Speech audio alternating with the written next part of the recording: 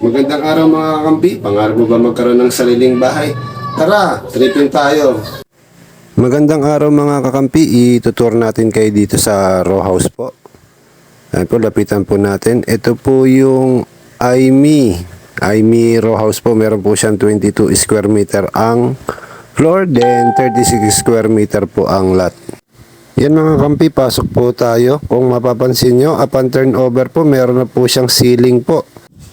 Pagpasok natin mga kakampi, mapapansin nyo po, wall finish na po yung ating pader. Makinis na po yan. Then yung ating floor po, naka-wrap na rin po. Pero hindi nga lang po naka-tile sa upon turnover dahil ito po ay bear type turnover po. Punta naman po tayo sa toilet and bowl. Mapapansin nyo po, naka-tiles naman po ang ating sahig. Then makinis naman po ang pader. Mga kakampi, pumunta naman po tayo sa service area. Ito po yung service area. Makikita niyo po may lababo na rin po. Then malawak po yung ating likod.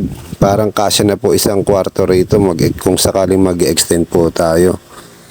Kung meron pa po kayong ibang katanungan katulad ng pagpapataas ng bahay, paano i-extend ang bahay, paano pagandahin ang bahay, paano yung mga provision, pag-usapan po natin yan sa tripping natin mga idol. Maraming salamat po at magandang araw po sa inyong lahat.